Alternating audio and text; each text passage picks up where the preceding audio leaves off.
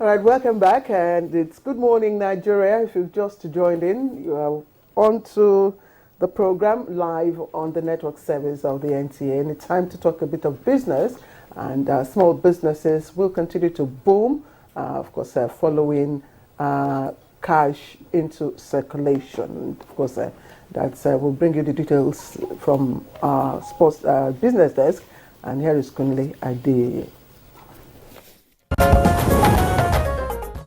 The cashless policy and Naira redesign nearly brought businesses to a halt. Consequently, people are compelled to settle for other means of business transaction.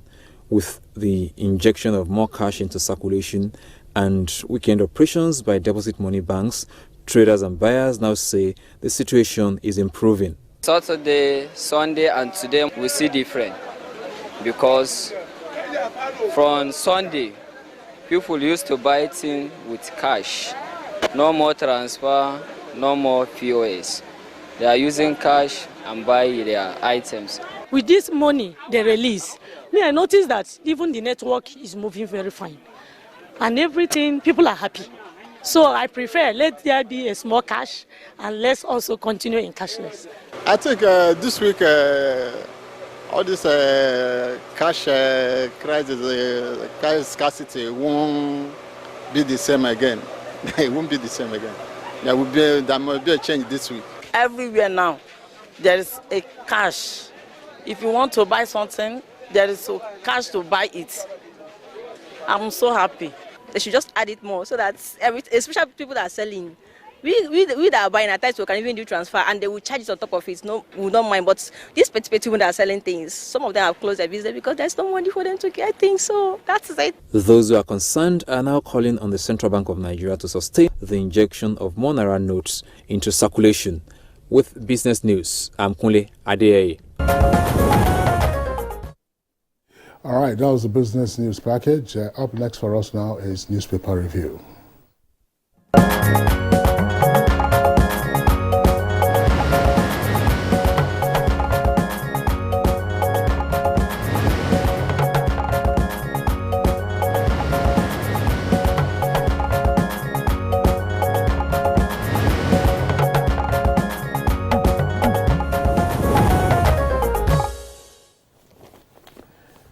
All right, it's always a pleasure to welcome Chukwudi Okoli Ubaja to newspaper review segment. Chooks the boy. And it's always a pleasure to sit beside Claire and Kingsley on a bright day like this. Ladies and gentlemen, I am happy to be here. Chooks, morning and welcome. Thank you, sir. All right, yeah. All right, let's begin with the Daily Sun.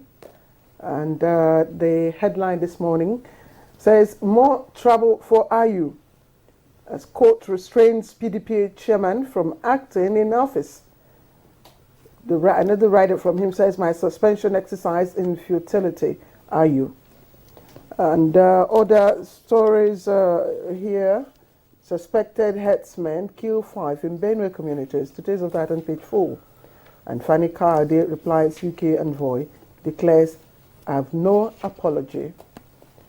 Troops overpower Boko Haram in ex-army chief's hometown. And federal government moves to avert labor strike over Naira scarcity. IAM Osigwe lecture. Ex-UK Prime Minister Boris Johnson seeks stronger Nigeria-Britain ties. And I respect Yoruba, can't disparage them, says Iwanyan. Polls, just below that, polls, police arrest 781 electoral offenders, recover 132 weapons nationwide, and Chief of Army Staff loads personnel for professional conduct. Now, trending at the foot of the paper, INEC fixes April 15 for supplementary polls in Adamawa, Kebbi, and others. Details of that story on page 6. And of course, that's all I have from the Daily Sun's front page. All right, we also have the leadership newspaper. Above the nameplate, 2 headlines. Pro-Tinubu groups protest interim government plot. 2023 polls, police arrest 781 suspects, record 489 infractions. Police arrest 781 suspects, record 489 infractions. Naira scarcity persists as banks continue disbursement. Adamawa and Kebbi governorship candidates no fate April 15th. PDP crisis deepens. Confusion trails IU's suspension. That's on page 4, where you'll find the details, but the following riders also will be an indication of what you'll be reading inside. Court bars national chairman. What executives disown suspension letter. I will get injunction to vacate court order, IU vows. The war has just begun, says Wike. Global economy to fall to 30-year low. That's according to the World Bank. Media Complaints Commission for inauguration, April. Gunmen killed 3 civil defense officers in Igbo. Chukudi. Oh, sorry about the fatalities you just mentioned. Gunmen kill 3 civil defense officials. Sorry about that. Senate presidency. I can sacrifice my ambition on religious consideration. That's coming from Sani Musa. Now, the gist of it is that probably because the president and the vice president-elect are of the Muslim faith, other high-ranking offices of the APC are likely to give way to, persons of other faiths. When you talk about other faiths in the country, you're inevitably talking about Islam and Christianity. Well, Sani Musa says the only consideration that will make him run for deputy Senate president is if a competent individual of the Christian faith decides to take up the presidency of the Senate. So he has a caveat there. Now, the reason I took this up is to again question the incidence of religious and ethnic considerations in deciding who takes up Nigeria's high political offices. I don't know why this is the case in our country. A friend of mine told me in Houston, Texas, that he didn't mind if the Kennedys decided to live forever in the White House. What mattered to him and other Americans was, is there good education, appropriate agricultural incentives, health facilities that work, and so on. But here in Nigeria, we seem to mind where the leader comes from and on what platform he serves God. He or she serves God, because one day, maybe a woman will become president in this country. British Prime Minister Rishi Sunak will not understand Nigerians as it were. He is Asian and of the Hindu religion. The largely Christian British public don't seem to mind. Now, to guard against the influence of tribe on national opportunity, Tanzanians don't write their names when they take the examination into secondary school. They write only their examination numbers. This I got reliably from a Voice of America staffer whom I trained their Nigerian reporters alongside just before the election started. And I said, really? Interesting. Okay, I don't know what you have to add to that, but let me quickly say that the PDP would seem to be in need of putting their house together. The impression we get here is that IU is experiencing more and more trouble. Okay? Court restrains IU from parading self as PDP national chair. The fight has just started, Wike. And when he says that, you want to ask, what does he know about it? You know? Then you are ignorant, illiterate. That's coming from IU and from the New Telegraph. Well, if he says they're illiterate, the neck of PDP seems to be on the side of these ward-level performers, you know. And if Wike says the fight has just started, you want to ask again, what does he know about it all? So what is it with PDP? The first salvo came from Atiku Abubakar when he told Peter Obi, you didn't win. You took PDP votes. And we all said, what is this all about? We can't go beyond that because these gentlemen have their cases in court now and we don't want to do anything that is sub judice. So, where do we go from here? You want to comment on what I have reeled out here, or you have something to shoot up there?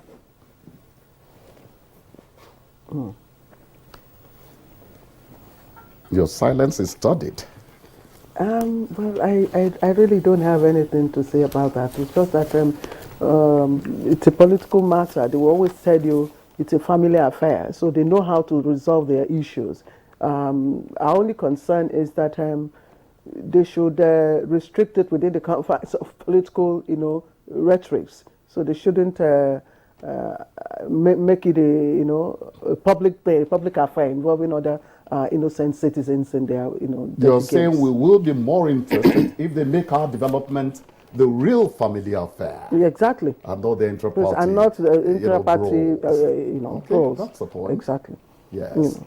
So, well, yesterday I did say that this was like attempting to play the script that led ultimately to the removal of Adams Oshomole as APC chair. His ward in Etsako said they had suspended him, and that's how the whole trouble started. The matter is already in court, and an interim injunction has been granted. One concern that I have not seen the certified true copy of that interim order. But from the reports that I have read, just some curiosity about it, because his lordship was said to have, it was an ex parte order, by the way, and so in 7 days, of course, you get to hear the other party, and I'm sure, I think it's been adjourned till about April something. The dates are April 15 or thereabouts. Yes, thereabouts. Yes. The order was said to have been founded on the claim that IU, having lost his membership of the party, he should now step aside as chairman of the party, having lost his membership. I found that curious. I just said to myself, does suspension amount to loss of membership? Shouldn't there be a substantive, case? No, it's not. I'm just saying. I'm asking for procedural from you now. Well, it's ex parte. You will now hear the other party. But it is the interim order that is being quoted in the accounts that I read, that his lordship was said to have held that IU, having lost his membership following the decision of the ward executive. And my question is, does suspension of a party member amount to loss of membership? That's the point. Suspension is not expulsion. And so these are some of the things that the matter is subject, and I've made this comment now with the most tremendous respect to his lordship. Now, when Wike says that the war has just begun, where are you fighting this war? You're fighting the war in the courts of law, or where? And we should also always be careful. Let's always be careful. There was a time in this country almost 30 years ago when the judiciary was being scandalized by all kinds of litigants and interested parties and uninterested parties engaging in forum shopping. What we call forum shopping, you go from one location to another looking for injunction, counter-injunction, and so on. The military regime at the time used it as part of the rationalization to say that the judiciary had been brought into ridicule and disrepute. The process of court. Through all kinds of things. So what are all these issues? And you find we've discussed it on Good Morning Nigeria, and sometimes some members of the judiciary tend to lend themselves to some of these processes. Of course, it is what comes to you that you deal with, and so on and so forth. But all they say war. I think Nigerians are more interested in substantive issues rather than some of these intra-party shenanigans. There are ways. I mean, it's simple. There are ways. You can't say you want to pluck down a chairman. The ward doesn't appoint a chairman, and the constitution of the party ordinarily should be supreme. So, I'm sure probably these are some of the things that the political parties will continue to do until they implode. When they implode, then there will be greater clarity as to how exactly you manage political parties. all of these are the same political parties. We had the election, and we were talking about this earlier. What was the percentage turnout of voters in the course of the election? And you, a political party, what is your membership strength? How many of your members were you able to mobilize to go out to vote on the 25th of February? How many of them were you able to go out to mobilize to vote on the 18th of March, when you had the governorship and state house of election? You have no control over your members. You are busy fighting over the top. It's a headache, but sometimes you don't drag people into some of these issues, and there are better issues to deal with than some of these inter-party shenanigans. I want to ask you, please. I'm not talking in relation to this RU matter, please, because the matter is in court. It's under judge. But I want to ask a general question. Can the NJC step into what is seen by some people as frivolous injunctions coming from the courts? Can they do that? Well, the NJC has reprimanded judges in the past. Yes. And some judges have also been disciplined on account of some of the injunctions that they have given, where, of course, there you have clear decisions coming up from higher courts against the subject matter of such an injunction. Okay. So we've had that. But this is an ex parte order, as we said. So we'll see how it goes. But it's just using the concern is using the courtroom as a playground for your political football and so on and so forth. Luckily, the Super Eagles managed a penalty score yesterday. I don't know whether that makes me happy, because I'm thinking if they succeed at this stage, can they face Senegal, Morocco, Ghana? It doesn't matter. It doesn't matter. No, it doesn't matter. Forever, and I think forever an optimist. No, it doesn't matter. Yes, and like I always say, the Nigerian Super Eagles, our history is that we are always better at the away matches. I mean, you can verify. Claire, if you are going to break my heart, better break it early in the day. I was just wondering. There's a headline. There is a headline here. It says, Media Complaints Commission for inauguration in April. This is like an ombudsman for the media industry. You have the details on page 6. But is commission the right word to use in our environment? Because commissions are usually statutory bodies. Which law is setting up this commission? Oh, good.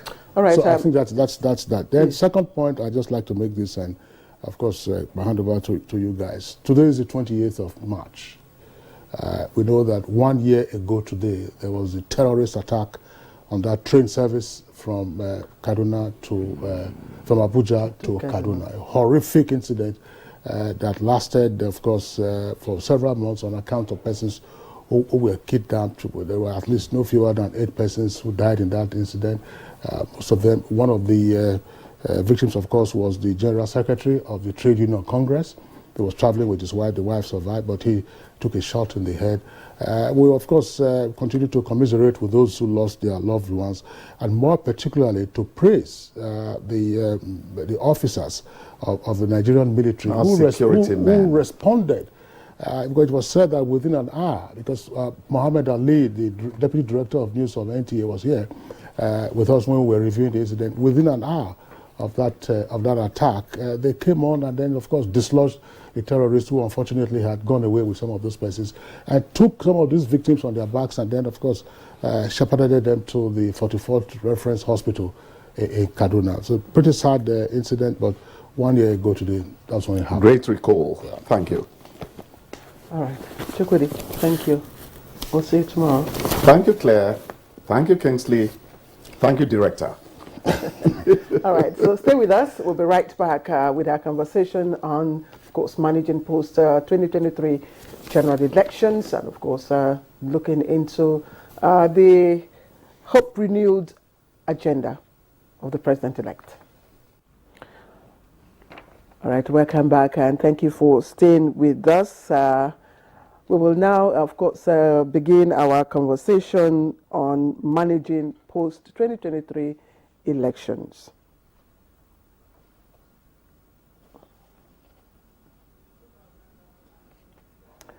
Okay, let me quickly begin with the guest introductions. And of course, we have right here in the studio Ayobami Oyalowo, who is a development economist, is right here with us. Ayo, good to see you again. Good morning, good to see you again.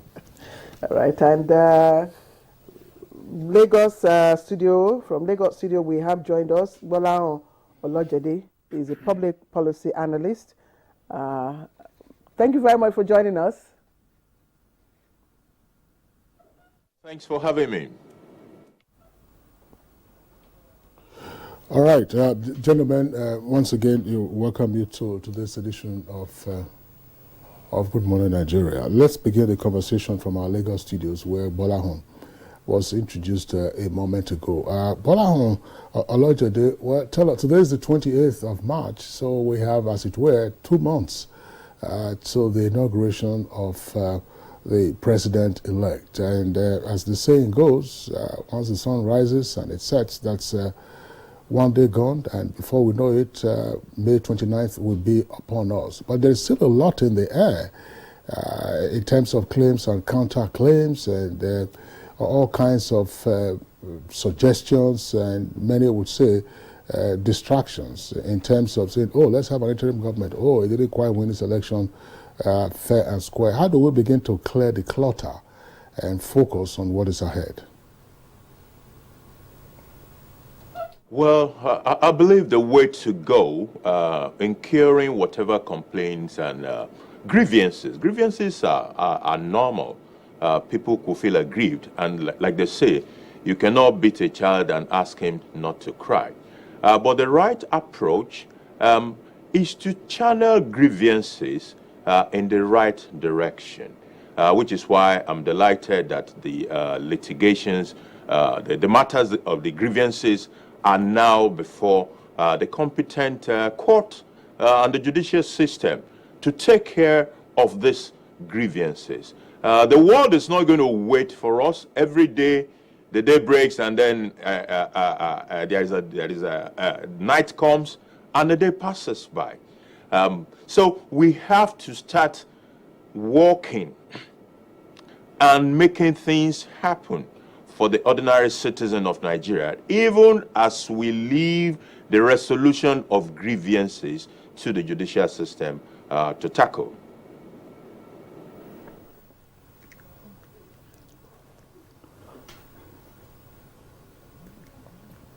Okay, thank you very much, Bola Olojede, for your opening remarks. And let's come back here, to our Abuja studio. We have Ayobami Oyalo.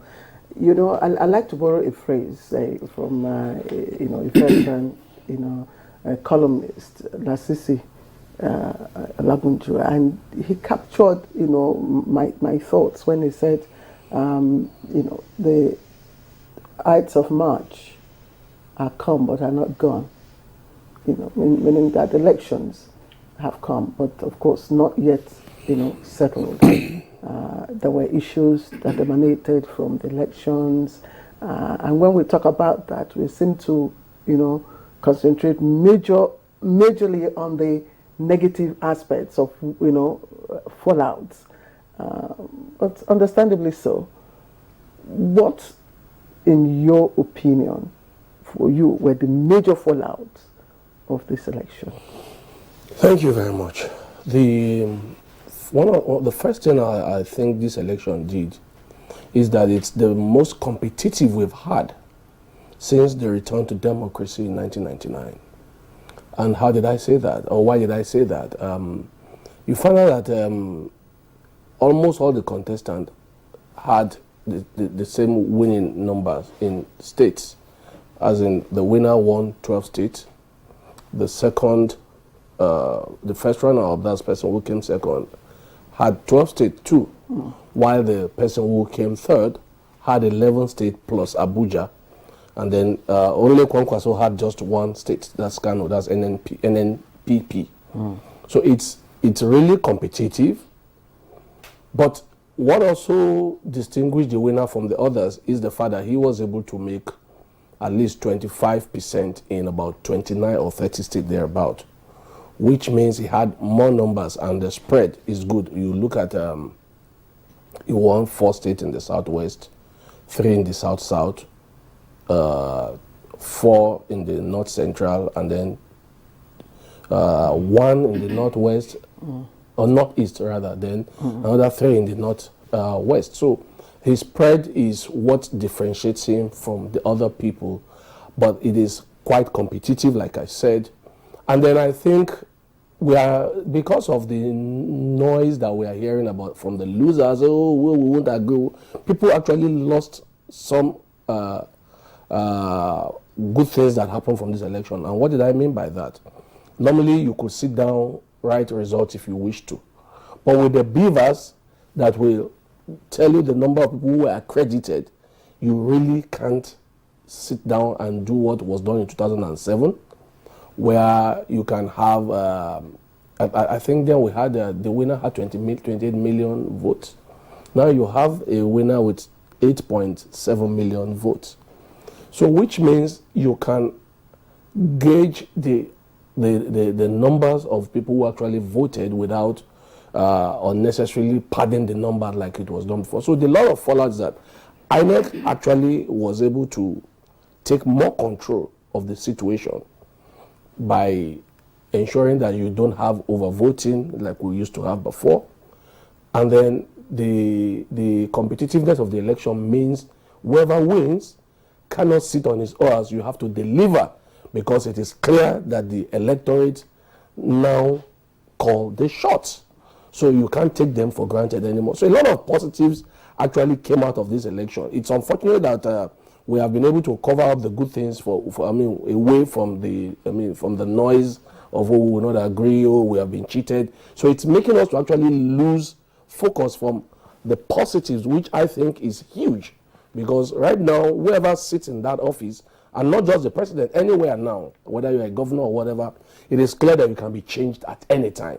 We saw governors who had spent 2 terms who couldn't come back as senators, which used to be the plan before. I think about 7 governors wanted to come as senators.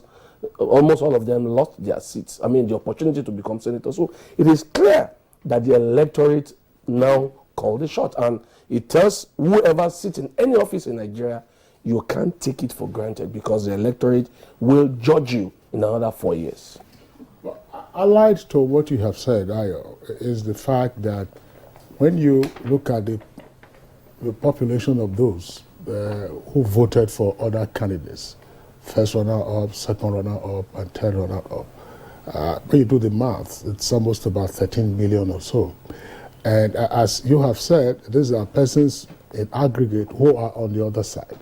The president-elect is on one side, and so the president-elect cannot take anybody for granted.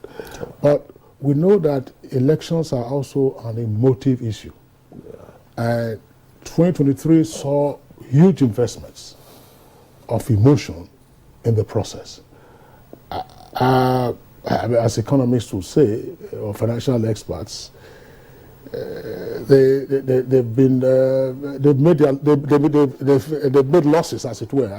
I'm trying to look for a way to state it without hurting more feelings.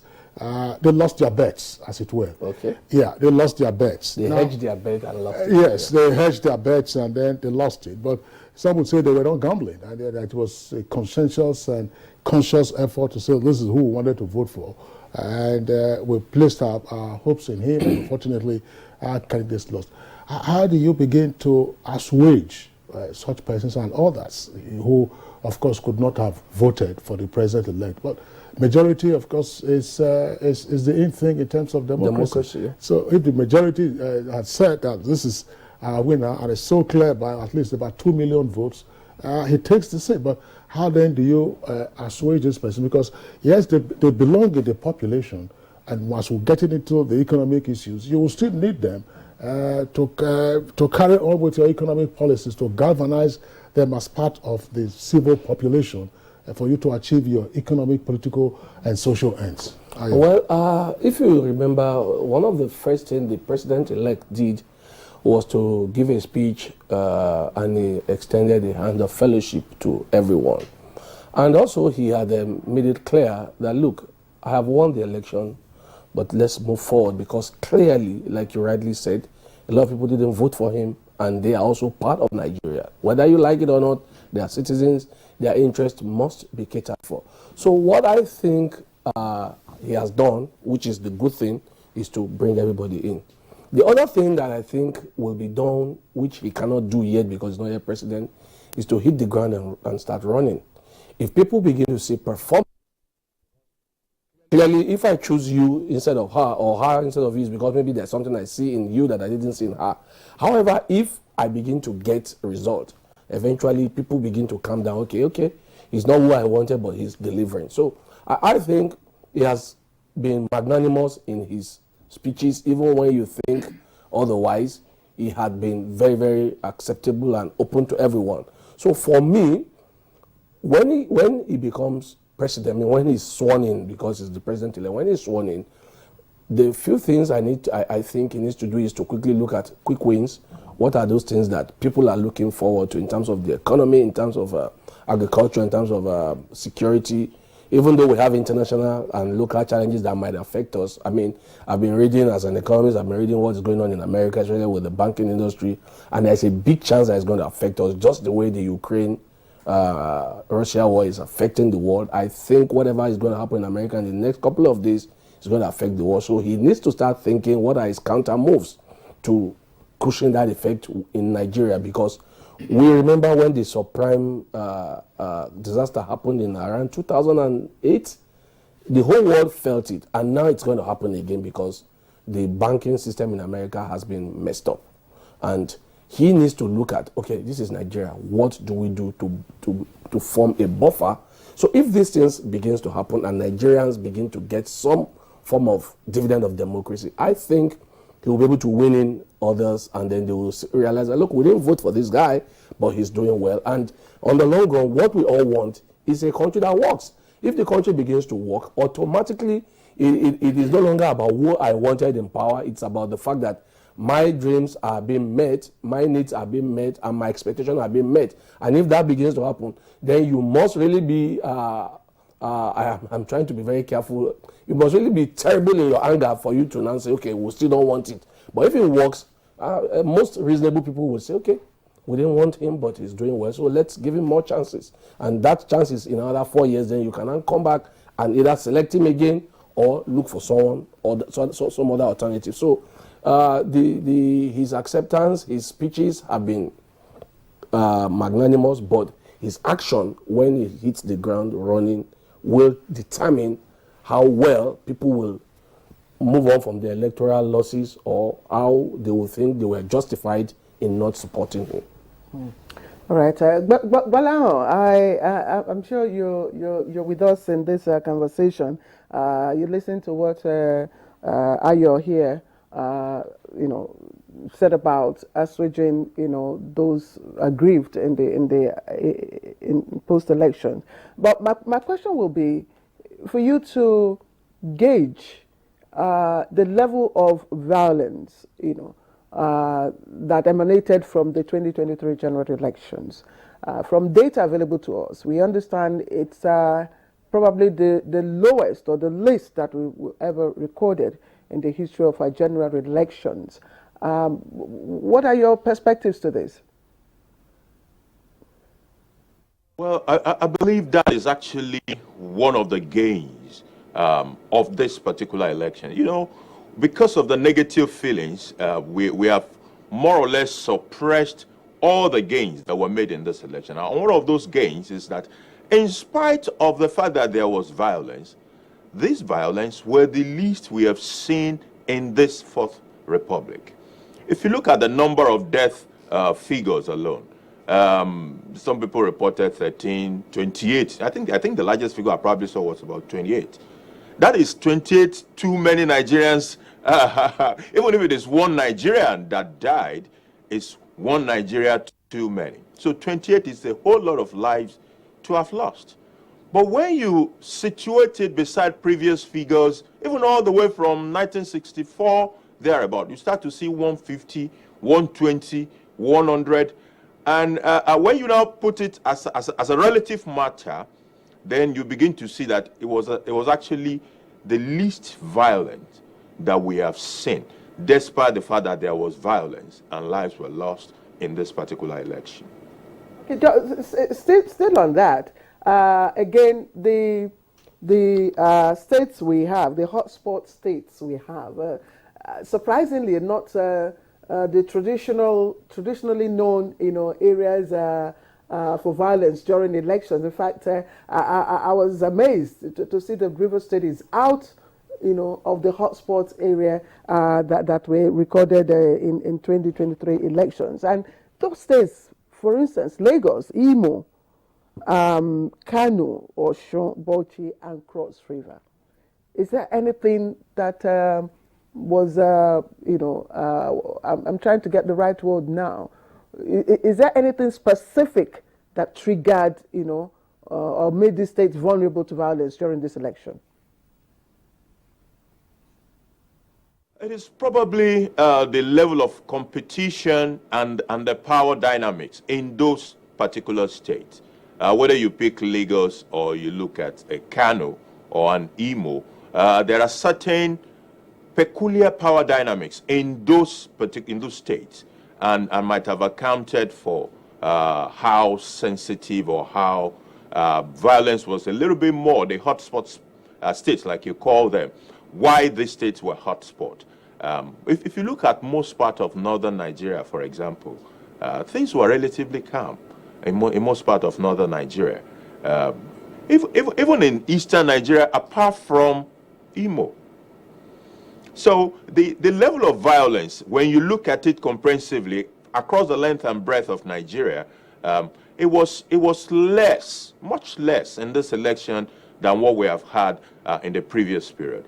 Most of the focus of grievances are not exactly about violence. There are issues of voter intimidation in some places and all the rest. But as far as violence, the number of deaths is concerned, it is much less in this particular election. Well, Bolaho, thanks, but I'm sure you are aware of the views that have also been expressed by way of a question. Must people die for candidates to be elected? Whatever election, local council election, state house of assembly, governorship, national assembly, or presidential. Unfortunate situation that we have found ourselves. And just like this has been a bit of an improvement relative to previous years, the room for improvement is still huge. Nobody should have to die for somebody to win an election. Nobody should have. There are bigger democracies across the world, and they run elections, and there are no issues of the number of deaths that we receive in Nigeria.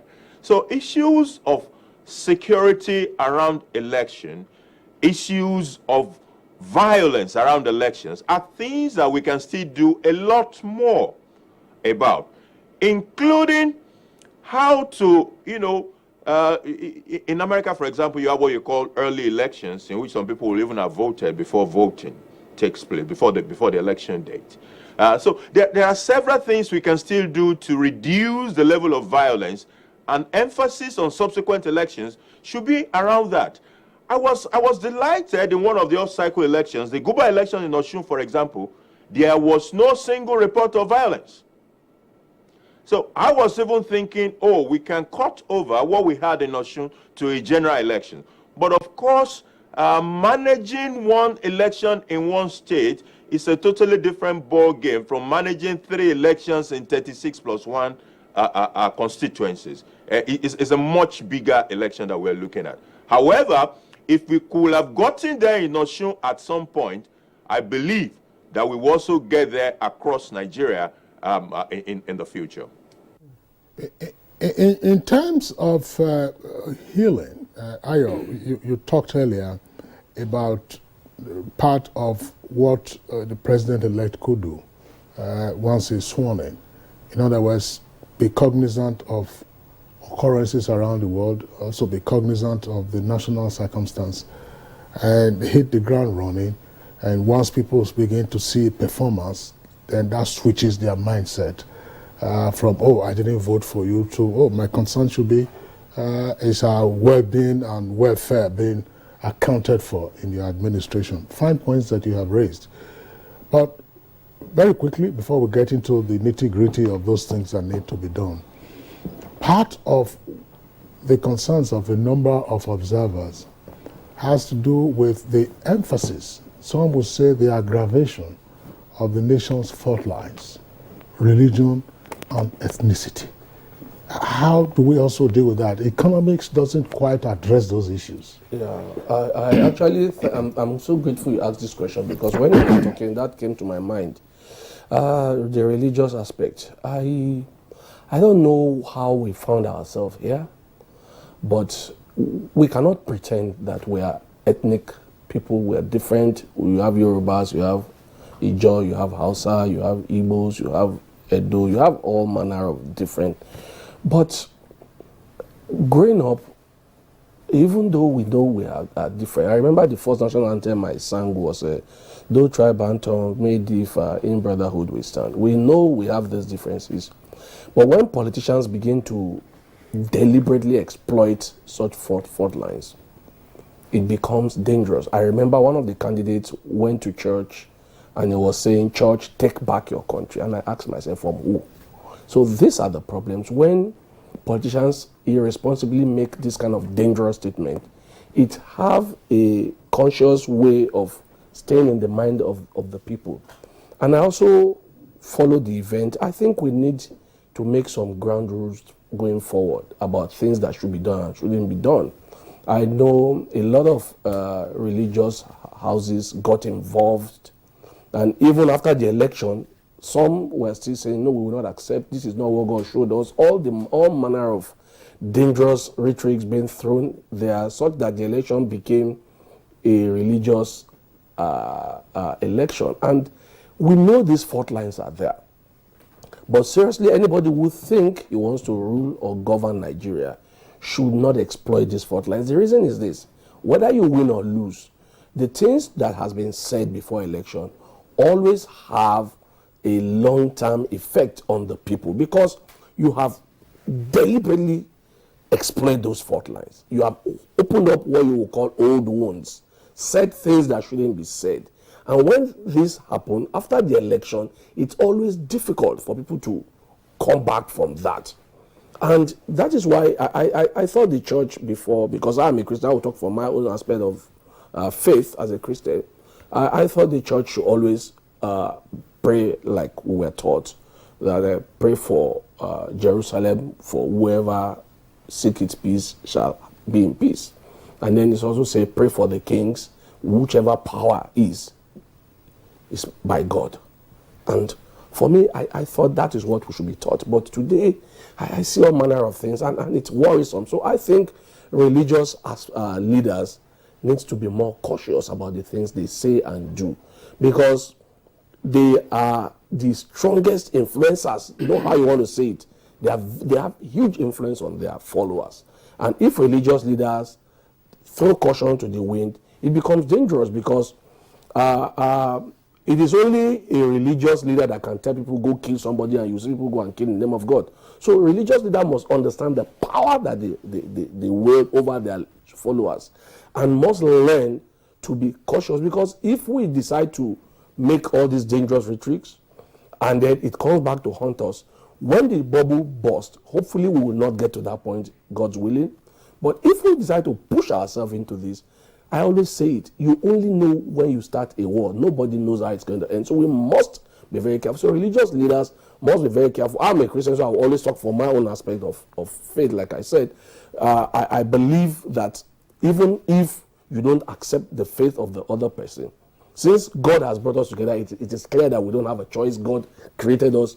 I didn't choose to be in Nigeria. I was born that way. So it means that is what God wants for me. And if we believe this is what God wants for us, our books, the Christian have the Bible, the Muslim have the Quran, must have taught you about how to cohabit in peace with people. Mm-hmm. And I tell some of my Christian friends that if you are truly a Christian, you will realize that it doesn't matter the religion of your leader.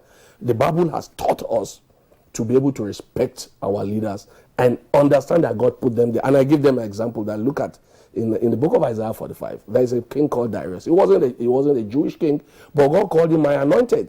And that I'm going to send him, I will anoint him, and I will use him for my people. So people got too emotional and forgot some aspect of our religious teaching. And then we throw this out, and then we are now complaining that there is problem.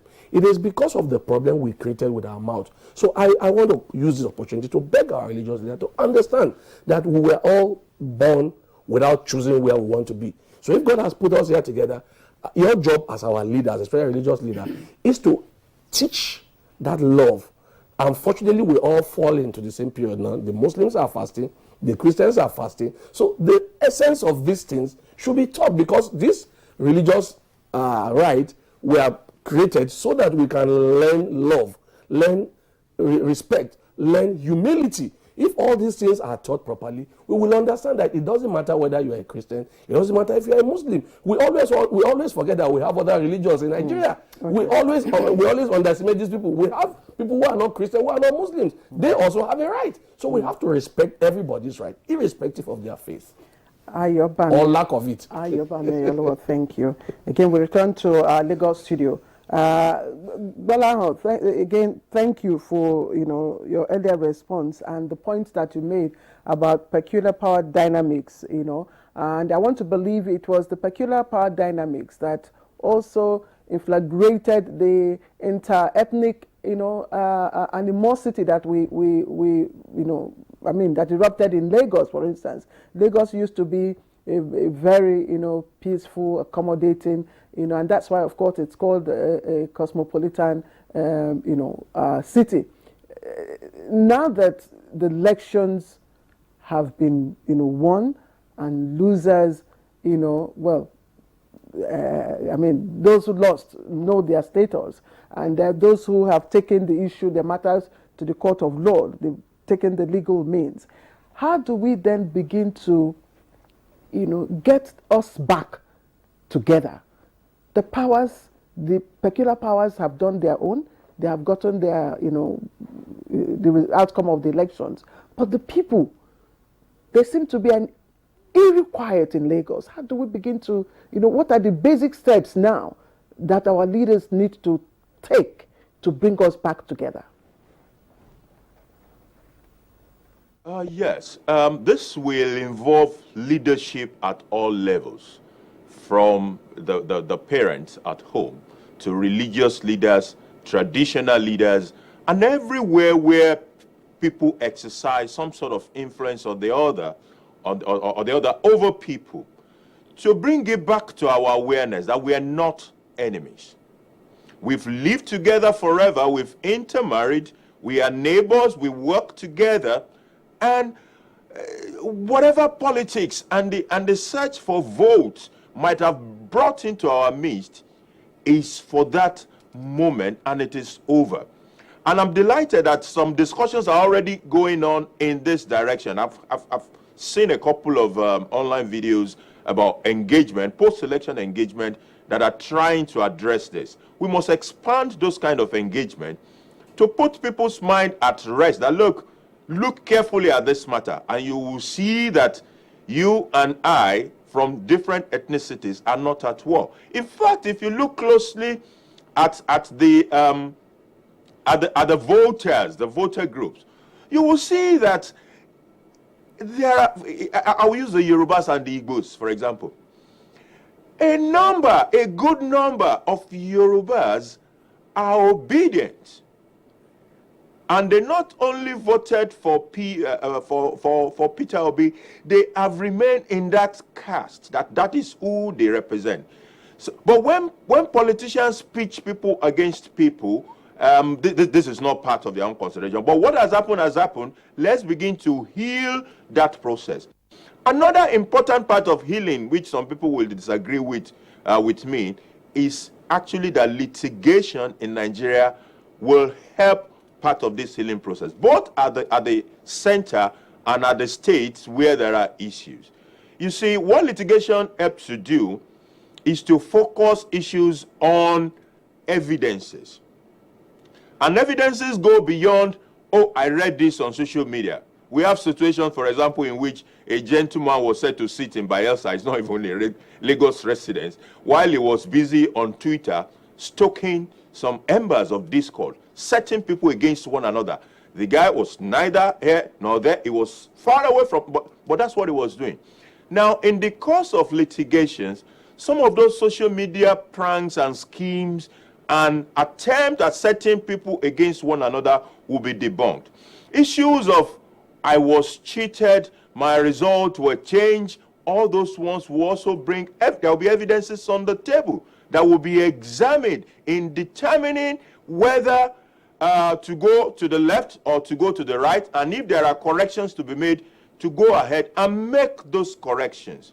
At the same time, if you look at the center, for example, some of the issues that the APDP and Labour Party are brought to the court are issues about whether a candidate is even qualified to have contested in the first instance, and as well as issues of whether 25% in Abuja is required. All those matters, all those grievances associated with those issues will not be settled outside of the court system. So the court system is in itself an integral part of the healing process, and we should allow it to take its course up to the very end.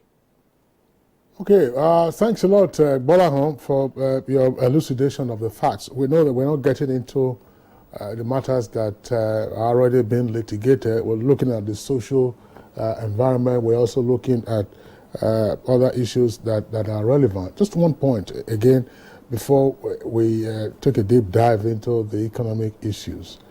One of the observations in the course of the 2023 elections had to do with sometimes the unrestrained and unprofessional manner in which spokespersons of the various political parties were just plying their trade. You had a lot of hate speech, a lot of just plain communication irresponsibility. There is still a filtration of that in the post-election process. Who will restrain these attack dogs? That's why I said we need to have a grand norm. I mentioned that earlier on. It's not just the spokespeople, supporters, and unfortunately, I must add this, a lot of private media houses were also irresponsible in the way they disseminated information. You really can't differentiate media houses today from the irresponsibility going on in the social media. You see people who are supposed to shape opinions, who are supposed to be unbiased, sit in their studios and begin to talk as if they are on Twitter or Facebook. And these are the worrying signs. And at times, I know the NBC had fined a few of them to 2 million, but I think it should go beyond 2 million fines. Honestly, I always say I fear when the media loses its cloak of being the fourth estate of the realm, because fortunately both of you you will understand this better than even myself. In 1994, whatever happened in Rwanda happened because of irresponsibility of the media, and it consumed the lives of about 2 million Rwandese. So it tells us clearly that the media should truly be the fourth estate of the realm, not just an irresponsible and biased dog that jumps into the fray. We have that problem in Nigeria, and until that is sorted, we will keep having this problem. You find out that media houses keep inviting people who really shouldn't be seen in public for any reason to come in and spew hate speeches, and then these things are continually streamed on social media, making people angrier and more angry. People that are already angry, you keep bringing things to make them more angry. I see some things and I wonder, where did we get it wrong as a country to come to this level? We can have different political views, but for heaven's sake, we cannot destroy our country because of political views. Because elections are something that happen within 2 weeks, presidential to the governorship. But our lives after election is always 4 years after then. So if you have caused such grievous and dangerous divide because of the election, who goes around to heal the land? That is why you find out that even after election, this has continued, because some of the hate speeches have not been removed from the... So yes, media houses need to do their job. Spokesmen need to do their job too. You find out that people don't bother to do researches. People don't bring facts. People just throw their opinions and make it look like it's a fact. And then so many other people don't bother to search. You find out that today we are in a society or in a world where we have a lot of information, unlike we used to have before. I keep remembering when I was in the university, we had an assignment. We couldn't find the book. We had to pay I mean, gather money and pay one of us to travel to Ibadan to go get the book from UI so that we can do the assignment and then return the book after we've all made photocopies of relevant pages. So unfortunately today, I mean, it's better. You don't need to do that. You can go on the internet, you can use your Google, whatever you want to do. But despite the abundance and preponderance of information, people don't bother to read. People just throw unnecessary speeches everywhere. So this is where there's a problem. I don't know who is in charge of making the laws, but there should be tighter laws about what people can say in public and what people cannot say in public. I'm always happy whenever I come here because even from your body language, one knows that there are some things you can't say here. But if you go to some studios, it's a free for all. People, even the interviewer is already so biased that he's putting you on the defensive before you even start talking. So it's a challenge. There must be better training. You are laughing, but the truth is journalists are no longer journalists. They have now become arms of whatever political party they represent. Because clearly you will see it from their body language. So that if you go in the studio, you already know that you are going to fight not the issues, but the man who is supposed to be interviewing or the woman who is supposed to be interviewing you. And this, for me, are the risks that we have if we don't think and begin to behave properly. I think we think we are America, but we are not. America is a different country.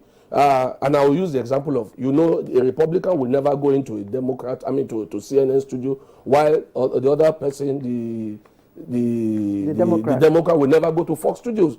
Because those people are too partisan. And that is what Nigeria is trying to build. And I think it's wrong. Because we are not like them. Honestly, we must get to the point where all media houses are largely seen as unbiased. So that people can be comfortable and go in there, speak with fact. And if you are lying in the studios, I think there should be a way to fact check your lies. This you just said is a lie. So that people will be careful about the things they put out there, and then they don't help to exacerbate whatever problem we're already trying to deal with. All right, thank you, Ayo. So I really want to weigh in there. When Ayobami was speaking about going to get a book for research purposes for the assignment in the university, I saw you laugh. I was chuckling because that's the system that we also went through. I mean, we didn't have to go to another university to borrow books, but there was always a risk. In those days, you probably will have just 1 or 2 copies of the book. Yeah. And some students, they would take the page. Some of them will either rip the page. They rip off the page. Yeah.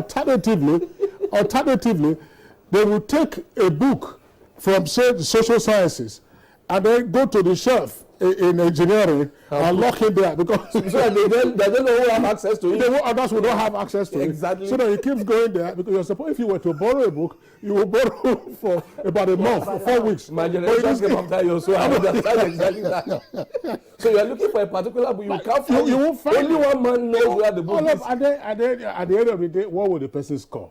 So the information age is a complete turnaround. It's a turnaround, and it's amazing, Claire. On our phones here, we get into our researches, and exactly. You have an assignment, you get it done. Of course, the thing is that there's a filtration process. I just thought we should throw this in as part of the experience. Yes. Thank you, Kingsley, as always. And Gbolahan Olojede, I'm sure you also appreciate the input made by Kingsley. I hope you heard us here. But again, let's look at, what Ayo here, talked about, the role of the media. And by media now, I'm sure he also means not just the social media. He also means traditional, your main media. Some time ago, there was an attempt to really sanitize the social media because all that we are saying, maybe few traditional media are culpable, but the social media is the center, or as it says now, it's the jungle. So should we be looking towards, again, the area of, contemplating how to bring sanity to the social media, to bring sanity to, the way we broadcast, election content or campaign content. That's one. Then secondly, what programs do you think, state executives now, or those who won their elections in their respective areas, can begin to initiate, for inclusiveness, so that we begin to have a focused identity, in the forthcoming dispensation. Okay, thank you very much. On the first issue of regulating the social media space, what we are seeing with the social media in Nigeria is actually not peculiar to Nigeria. It's a global problem. As we are contemplating the issue of regulation here, it is being contemplated in America, it is being contemplated in Europe, it is being contemplated in Asia. So there is a general concern about how this regulation should be done. And there has not been many conclusions across various jurisdictions globally. So it is something we must continue to watch and see how we don't have to wait for them. That is the reality. If we find something that we can agree on, because where your right stops is where mine begins. There is freedom to go around. But if you jump into my compound, you have trespassed. So there has to be limits, and there has to be levels of responsibility associated with every right. How we design our regulation to work on that very delicate edge without necessarily impinging on issues of rights is what is going to define how we will benefit from regulating the social media. But there is no doubt, like I said, that there must be some form of control. And we are not alone in this consideration. It is being considered across the globe on what to do to limit the excesses and the violence and the lies and the misrepresentation that has typified a whole lot of sources on the social media. Then the second question was what the governors can begin to do, or winners of elections can begin to do to heal the society. I will even take that from the previous question. The principles of spokespersons must rein in their spokespersons in a way. If you have won an election, then the tone needs to change. You are not fighting. You can't continue along that same level of aggression. It is not a fight. So the tone of the spokesperson must also start to adopt conciliatory approach to matters. Because you need everybody's involvement. You need to carry them along in whatever you intend to do as well. So these governors, number one, can start, or president, or whoever has won an election, can start with their spokesperson. The nature of what their spokesperson put out there has to be conciliatory. It has to be reaching out. Then engagement. You see, politicians, after all, are not enemies of themselves. If anybody thinks today that maybe Asiwaju, Tinubu, and Atiku are enemies, you're probably deceiving yourself, or that Peter Obi is an enemy of either of those. No. Politicians in themselves are not enemies of themselves. And engagement at political levels could go on. So reaching out even at the political level by the politicians themselves is something that they should continue to do. At the same time, people are willing to listen to issues that shows them hope. That this guy that has won, this is the direction in which he intends to go, as far as security is concerned, as far as the economy is concerned, and they want to hear you. They want to see and hear those things that ministers to their concern. So the engagement that these winners need to be having today or going forward should be along the line of conciliation, as well as what I will be bringing to the table having won the election now. This will help as part of the healing process that we're talking about.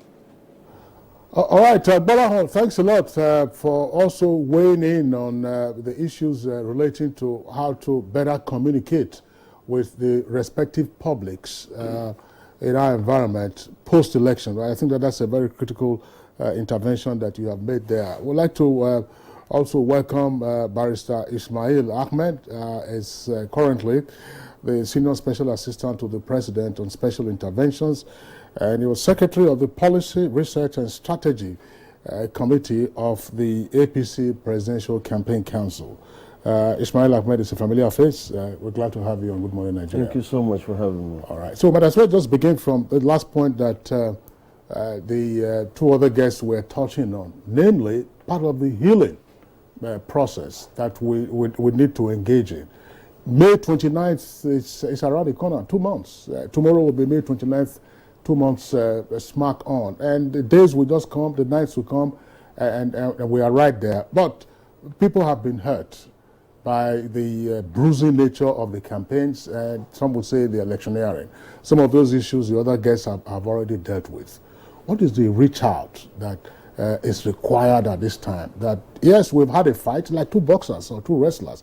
I mean, it's no boxer takes his fight outside of the ring. If he does that, of course, he goes to jail. What is it that is needed to be done at this time to pull everyone together and say, yes, there are grievances, the courts are available for you to solve your grievances, but we have a nation and we have to keep going? Well, thank you very much for having me. I think from the last point that the last speaker mentioned, yes. I think it's very important that we realize, or we acknowledge the kind of situation we're in. Politics or elections generally in this country are deeply emotional.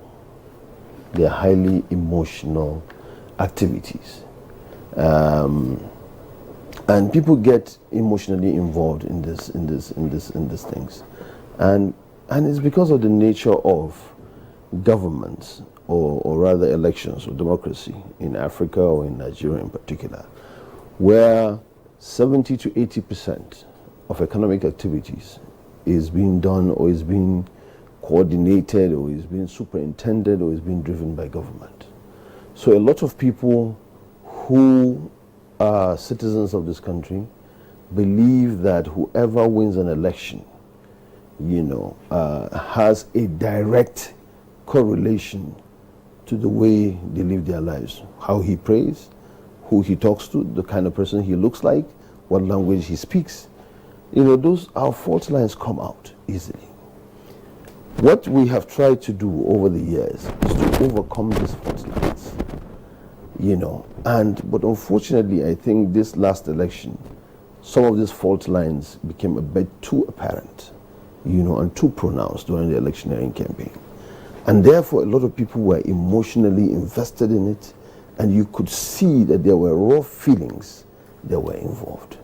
What happens after that is that the moment after the elections, people felt deeply hurt. So to them, it was not just an election that was won or lost.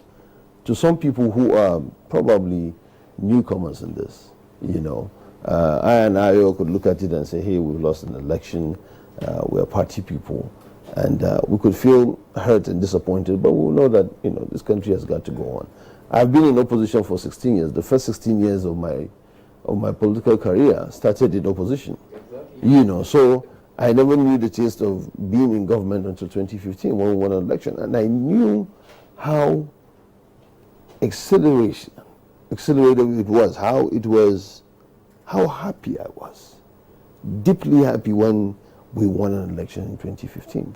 And I could go back to Kano and I could just sleep and I say, and finally we've got somebody that we liked. And now, if I had lost 2015, God knows when I lost 2007 against the late Umar Musa Yar'Adua, I was on my way to Gombe, and I got a phone call that the election was called, and and I knew people were still in line at that time. It was a crazy time. People were still in line. Elections were not concluded, and then the results were announced. And I remember I was driving to Gombe, and somebody called me and said, hey, the election was called and you guys have lost and Buhari has lost. And I knew I had to park for almost 45 minutes. I was crying profusely. To recover.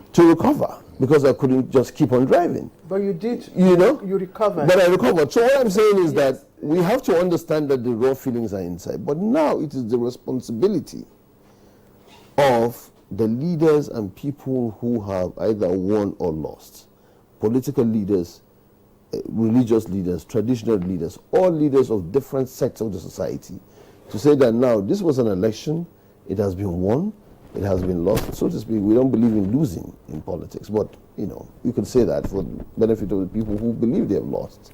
Because I believe every activity, whether win or lose, in elections is a lesson that has been learned, and then you pick up and you meet up in the next phase. Whether won or lost, that there has been some sort of a healing begins, a reconciliation begins, because we need a nation to govern. And I think that is what Asiwaju Bola Ahmed Tinubu has been talking about. All the letters or statements that he has made since he has won is about reconciliation. And then we need to talk to our supporters as well, as much as anybody who is speaking on behalf of us or against us, on behalf of the other people, that there must be a nation.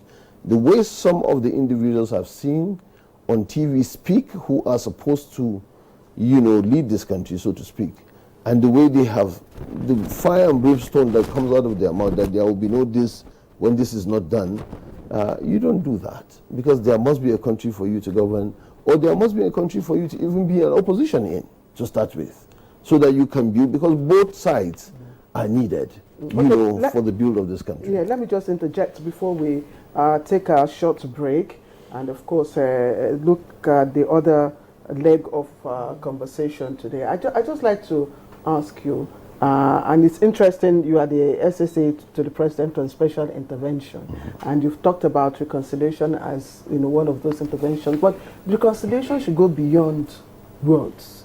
This reconciliation should be actionable. We could use, or maybe I should ask, how can we use institutions, to action this reconciliation, so that those, that feel aggrieved are also part, of this but you see, building. But it starts with words. That's where it all starts from. Because I could come here and say one thing to you. I can say hello and sit down. I could say the same hello in a particular manner. You'll be hurt by it. So it starts with words. Let us never underestimate the value and the importance of words, especially from people that people look up to. It is very important. That's how it starts. President John Kennedy of the United States once said that people may forget what you say, but they will never forget how you said it. And at the time you said it. So it starts with words. Leaders it is critical for people who call themselves leaders or aspiring leaders or who speak for leaders, to come out in the public. It is very important for them to begin with the words that will soothe you. That is where it all begins. Then institutions can come in place, to be able to do the needful. I think it is very important that we begin with words, reconciliatory words.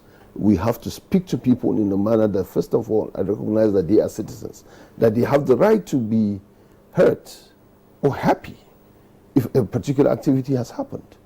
But you have to do it within decorum. I don't have to do it to the detriment of, it's not a zero-sum game. That has to be repeated at every juncture for us to be able to move forward. I think it is really important that we do that. All right, Barrister Ismail Ahmed and the other guys, thank you very much for the comments that you have made. I believe that for communication scholars and other researchers, the 2023 elections will provide a trove of ideas for them to take off from in terms of looking into strategic public communication and what needs to be done. Because one of the things that got savaged in the course of the 2023 elections was public communication, which is what you guys have just been talking about in the latter part of our conversation. It's Good Morning Nigeria. We're live on NTA's network service. We'll take a short break now. When we return, we'll continue with the conversation. You're welcome back, and it's still Good Morning Nigeria on the network service of the Nigerian Television Authority. Of course, we're discussing managing the fallout post-election as well as the economic agenda for the incoming administration effective 29th of May. Let's take advantage of the presence of Ismail Ahmed. I like the fact that you recall that for 16 years you were in the opposition and then the exhilaration you felt in 2015 when you won. Yes, this will be a transition from one party to another. It's a different ball game, I imagine, if it's a transition from one party, as it happened in 2015, to another party. But regardless, the view from the outside, it's always different once you get into the driver's seat. What is it that, in your opinion, having been an insider, the new president is likely to encounter when he gets into office, in terms of just the broad parameters or the broad issues that he needs to confront as leader? Well, I think he's not going to be surprised with what he's going to see, because he is used to government, because he was he governed one of the most complex and dynamic states in the country, which is Lagos, for 8 years. Even though he has been out of, so to speak, political office power since 2007, I think what surprised me about being in government may not necessarily surprise him. Because when we got into government in 2015 through to 2019, the first thing I begin to realize about government is that it is far more limiting than we thought. The limitations that people in government have, or government has in its generality, you don't see it from outside, because we used to believe that government can just do whatever it wants. Yeah. Especially if you're in the presidency, you can do whatever you want. But that's not the case. And then you begin to see problems. And I used to say, there's a funny saying that I used to tell my friends that, being president of this country is majorly about managing interests. It's the ability of anyone who sits in that office to manage different interests of different people in this country. It's far more important to the life of this country and to the health of the country, ultimately, than project management and project initiation and project completion. Because at the end of the day, especially in the last 1.5 years of any government or any presidency, what people remember most is really emotional. It's how you make them feel, not the number of roads you have built or not the number of bridges you have built. So I think the president-elect would come into an office, and like I said, I'm sure he has been receiving briefings now, state briefings, so he's aware of what's going on. He has a lot of people who are friends of his, or all of us who are in government already, so he has an idea what he's coming into. He has a fantastic relationship with the outgoing president, so I'm sure he has an idea. But generally speaking, for the benefit of audience, I think we have, from 2020 to now, we know that we have had a harsh reality of a global economic meltdown that has beaten into a lot of our resources. We know that we have tried to diversify the economy. We have had problems with cash crunch. We have had a lot of issues that have debilitated our economic growth, even though we have done far better than our peers in Africa. And I think for the ambitious nature of which we need to bring this country out of the doldrums. And I used to give this example, and I'm just talking about economics, just an example. Brazil has roughly the same size in terms of population like Nigeria, probably 250 to 300 million people. The last Brazil budget that I have seen, the federal government budget, not the federation budget of Brazil, was $650 billion US. $650 billion US for the federal government, not federation budget. That is, it does not take into cognizance the other subnational parts of Brazil. The same Nigeria, the same year, Nigerian federation budget, that is federal government, state and local government put together, was less than $100 billion, with roughly the same population, roughly the same size in terms of country and in terms of, you could say economy. So, we do not even have enough funds to fund our priorities. Because, for example, now if you are going to do a rough estimate, almost all the presidential candidates during the campaign said they were going to increase the number of police officers because we had far less than we need. For example, we needed to increase 500,000 police officers. If you take into cognizance how much you need to train and equip and fund every police officer. If you're increasing 500,000, you need at least $10 billion for 2 years. If you translate that to Naira, how much does that cost? If you take Kebbi State, for example, the Kebbi State governor once gave me an example, and he said that the average international rate to train a pupil in primary school is $300 per annum. That is the least. Places like Finland and the Scandinavian countries go as high as up to $5,000.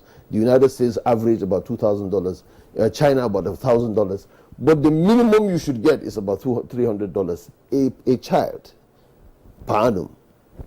He said if you take the whole of Kebbi State budget and put it into education, it will not relate to $300 per child in Kebbi State, for example. So the question and the challenge the president-elect is going to face is how to get the funds to even fund our priorities is number one. Okay. And I'm sure because he is economically attuned, he's well aware of it. We've discussed this during the campaign season. He's willing to go, but he understands those are challenges, and those are some of the things that he's going to face when he becomes president. One of those things we gather is probably in the tax, in the way he drives the tax administration, system. We've been told that part of the agenda is to, of course, make the wealthy, pay more taxes. Of course, which we know what it is at the moment.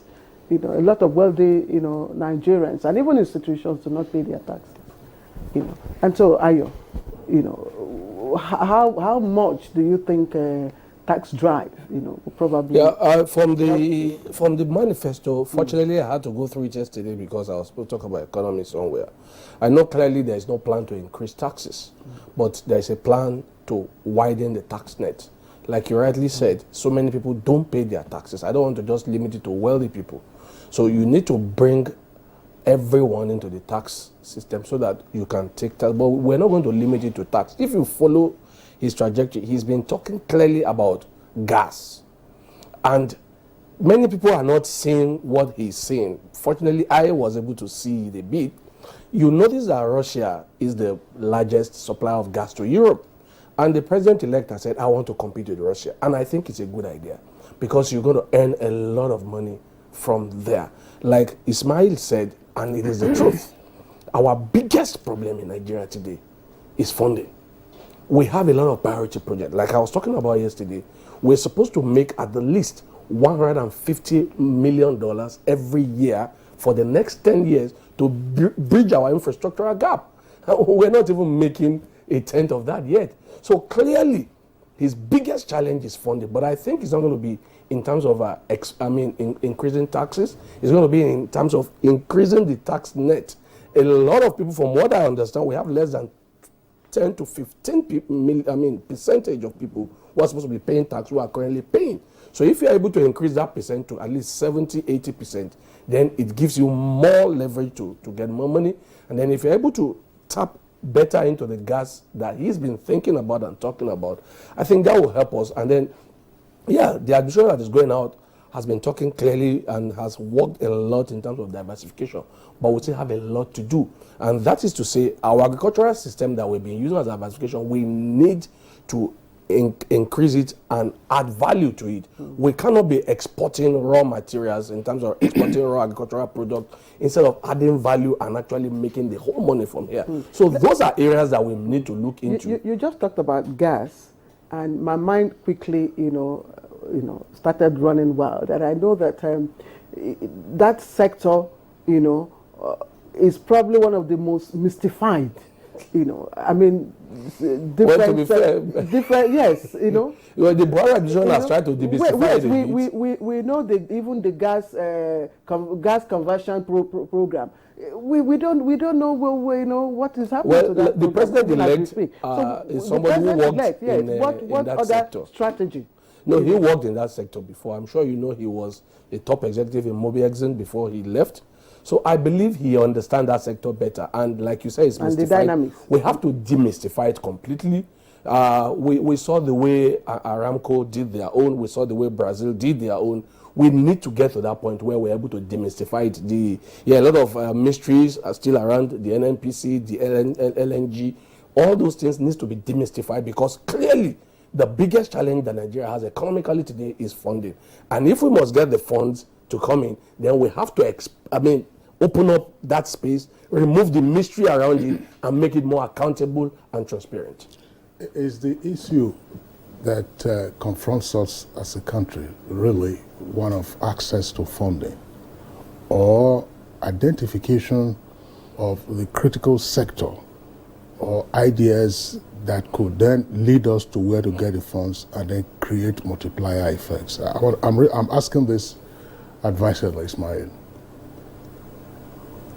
Yes, the workaday issues are out there, and happily before the elections, amongst the various interactions we had with groups representing the various political parties, the APC professionals, group of professionals, was also here with us. I remember Issa Yuguda, former governor of Bauchi State. He led that conversation, and BK Ogala, joined us via Zoom.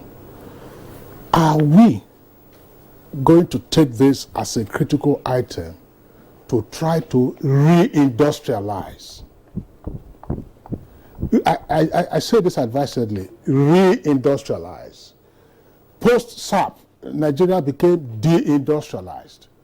And then we drifted into the financial ends of things and started looking at more issues. But we're all sitting here. We all have our car or cars, right? And those cars run on wheels. And those wheels are made of tires. How many tire manufacturing companies do we have in Nigeria today?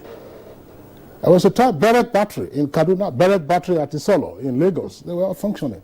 Exactly. So how many battery manufacturers are in Nigeria today? We all have our phones. They run on batteries. How many battery manufacturers are here? We talk about steel. So is it because when you say funding, yes, it's fine. I mean, that's the financial end of things. But the real job creators, the real job absorbers, when you reindustrialize, we also be able to create opportunities for value addition for your agricultural produce. Ismail, very quickly. Well, I try to make sure that I don't know much about reindustrialization, like you would want to call it, but what I always tell myself, right, is that in a global competition, the world has shrunk. You are competing globally. While some people have industrialized and have moved on to services, you are trying to catch up with industrialization. By that time they have gone far, and the world is not moving in one pace. It's not waiting for one country to catch up, when other countries have moved on 20, 30, 40 years ahead of that. So we have to juggle so many balls at the same time. That's the honest truth. What used to be, you gave an example of phones. And when I came here, you're talking about social media. I used to know, because I'm 43, I used to know that, when we grew up in our teenage years during the military juntas, that there's always one single form of information in the country, which is NTA, for example. Everybody converges at 9 p.m. to listen to NTA News. I know that my dad, like clockwork, listens to his NTA News at 9 p.m. That whatever we want to tell him about school, we have to go there and wait for him. At 9:45, he finishes before he walks into his bedroom. That's when we speak to him, whether or not the news was good or bad. If the news was not too good, we try to stay away. If it was good, that's when we speak to our dad. And I know that was the case. But now everybody seems to be a journalist. So what I'm saying is that the world has moved on. We cannot say that we are going to begin to say we have to reindustrialize and start making batteries today or tomorrow. It's a process. It's a process. So you have to juggle too many balls at the same time. So the question is, what is it? We need funding. It's clear. How do we now, like you said, bring out ideas to be able to make sure that we bring out funding to invest in critical sectors that will lead to, whether you call it industrialization, service and financial services, whatever it is that gets our people jobs and gets us money and to be able to fund people and to be able to take care of those who cannot take care of themselves, because ultimately, that is the essence of government. Barrister Ahmed, we need money to even industrialize. Exactly. Yeah, but no, that's the point. But you have to have a goal. Yes. Yeah, that's the goal. Yes. So let's just get this last input from Gbolahan in Lagos. Gbolahan, just we're sorry if you can in 60 seconds. Also, give us your thoughts on what you think is the major issue ahead of the president-elect. Okay. I will take my position from the manifesto of the party. And the manifesto seemed to have addressed most of these issues. The first segment of that manifesto spoke about fiscal issues, which is where all the taxes, revenues, import substitution, and the rest of them, that is where they are.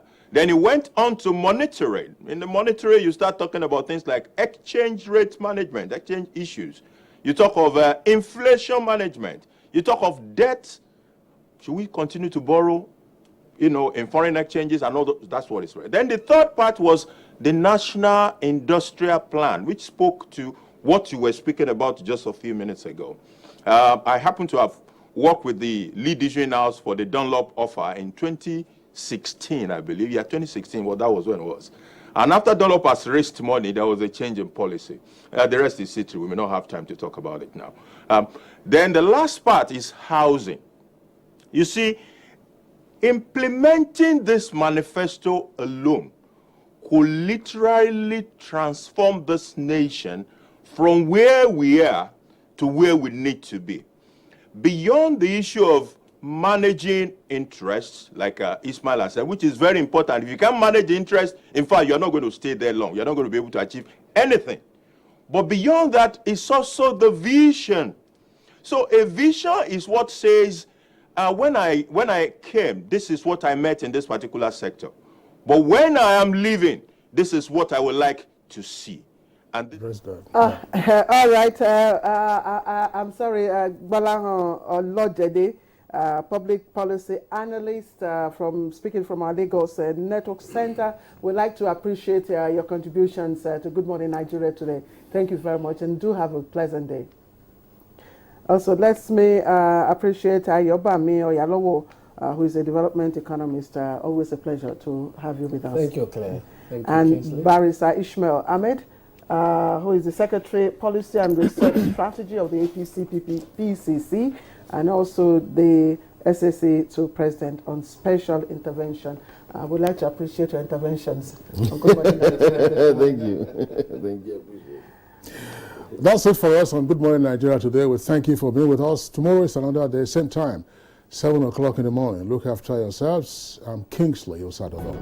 And don't forget to join us in our campaign against rape and rapists. From all of us here, GMN crew, I am Claire Adilabu Abdulrazak. Have a great day.